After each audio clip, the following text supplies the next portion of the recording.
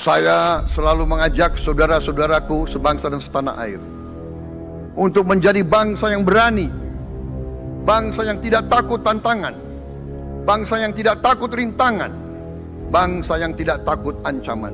Beberapa hari yang lalu, Indonesia telah resmi menjadi anggota penuh BRICS.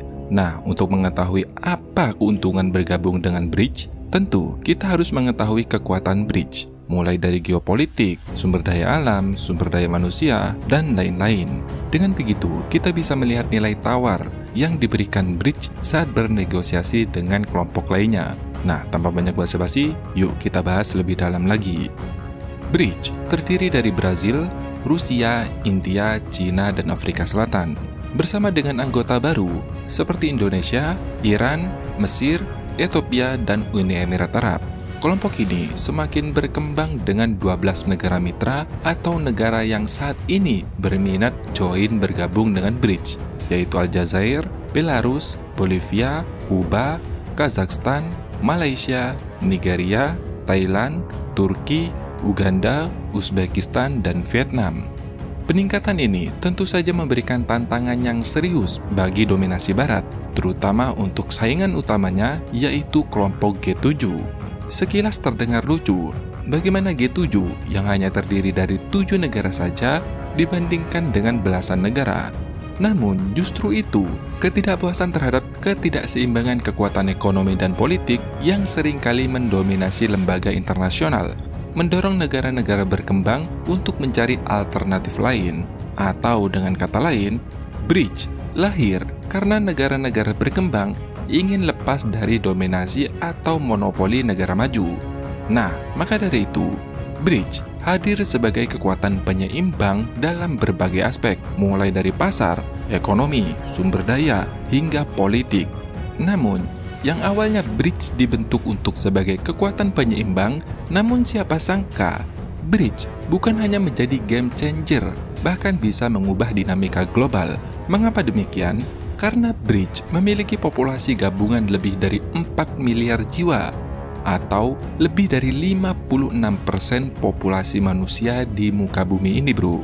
Artinya, kelompok ini memiliki pasar domestik yang masif. Populasi besar ini menciptakan permintaan yang tinggi untuk berbagai produk dan memperkuat posisi mereka sebagai kekuatan ekonomi global. Selain itu, dari segi sumber daya alam, BRICS menguasai sebagian besar cadangan strategis dunia. Jika dihitung atas negara anggota dan mitra BRICS, kelompok negara-negara ini menguasai sekitar 40% dari produksi minyak global. Jika mereka dapat bekerja sama dengan solid, maka dengan mudah akan mendekte harga minyak dunia, bro, yang ujung-ujungnya akan berimbas pada dolar Amerika. Dalam kebijakan ekonomi moneter, kekuatan BRICS juga sangat amat mematikan. Pada KTT BRICS 2024, aliansi ini berencana meluncurkan mata uang baru yang didukung oleh emas sebagai langkah besar dalam kancah ekonomi global. Nah, berdasarkan data survei geologi Amerika Serikat, cadangan emas dunia saat ini hanya sekitar 59.000 ton. Negara-negara BRICS memiliki cadangan emas yang signifikan dengan menguasai sekitar 53,22% dari cadangan emas yang ada di dunia ini. Tentu, ini memberikan mereka kekuatan tambahan dalam mengatur kebijakan ekonomi dan moneter mereka. Penggunaan emas sebagai penopang mata uang BRICS bisa menjadi langkah strategis untuk memperkuat kemandirian ekonomi dan sekaligus mengurangi ketergantungan pada mata uang lainnya seperti dolar Amerika Serikat. Sedangkan untuk masa depan teknologi yang membutuhkan mineral kritis, BRICS juga tak kalah mengerikan. Tembaga adalah logam yang sangat serbaguna dan banyak digunakan di berbagai industri, baik untuk industri elektronik, otomotif, energi terbarukan, konstruksi, dan lain-lain pokoknya. Dengan kata lain, hampir semua industri manufaktur tak lepas dari tembaga, bro. Nah, cadangan tembaga di seluruh dunia saat ini sekitar 890 juta ton, dan BRICS menguasai sekitar 57,48% dari total cadangan tembaga tersebut. Data ini berdasarkan data USGS ya. Nah, kemudian timah, logam yang juga tak kalah penting dan juga banyak digunakan di berbagai industri. Kurang lebih miriplah seperti tembaga. Kementerian ESDM mencatat total cadangan timah di seluruh dunia sekitar 4,74 juta ton. Di sini, Cina memiliki cadangan timah sebesar 23%, Indonesia 17%, dan Brazil 15%. Jika di total ketiga negara ini saja, sudah menguasai 55% dari total cadangan timah di seluruh dunia. Namun, jika ditambah dengan semua anggota dan sekaligus mitra BRICS, maka angka tersebut menjadi 70%, bro. Bisa bayangkan, menguasai timah 70% di dunia ini. Berikutnya, yaitu aluminium, logam yang sangat serbaguna dan juga dapat diaplikasikan dalam berbagai industri, seperti bodi pesawat, kapal, mobil, kereta api, dan lain-lain. Selain itu, aluminium juga berperan sangat penting di masa depan, khususnya dalam industri energi terbarukan, seperti surya panel dan turbin angin. Sistem aluminium mencatat, cadangan bauksit atau bahan mentah aluminium di seluruh dunia diperkirakan hanya sekitar 55 hingga 75 miliar ton. Namun, hanya sekitar 30 miliar ton diantaranya yang layak secara ekonomi untuk diproduksi. Artinya yang bisa diekstraksi dan digunakan untuk menghasilkan aluminium dengan teknologi dan biaya yang wajar atau yang relevan dengan skala ekonomi saat ini, bro. Nah, dari angka tersebut, BRICS menguasai sekitar 5,93 miliar ton atau sekitar 19,77% dari total cadangan bauksit dunia. Namun, jika dihitung dengan anggota mitra atau negara yang saat ini ingin bergabung dengan BRICS, maka diperkirakan ada sekitar 12,48 miliar ton atau sekitar 41,6% dari cadangan aluminium yang ada di dunia saat ini. Sedangkan untuk nikel, logam kritis yang sangat penting dalam industri manufaktur, karena selain menjadi komponen kunci dalam teknologi penyimpanan energi modern, nikel juga mempunyai peran penting dalam industri baja, utamanya sebagai bahan pelapis anti karat untuk baja yang dikenal sebagai stainless steel. Nah, sekali lagi, dari data USGS atau Badan Survei Geologi Amerika Serikat mencatat bahwa cadangan nikel global pada tahun 2023 hanya sekitar 130 juta ton. Dari jumlah tersebut, negara-negara BRICS menguasai sekitar 70% dari total cadangan nikel dunia. Di sini, Indonesia memiliki kontribusi yang besar yang menyimpan sekitar 45% dari cadangan nikel dunia.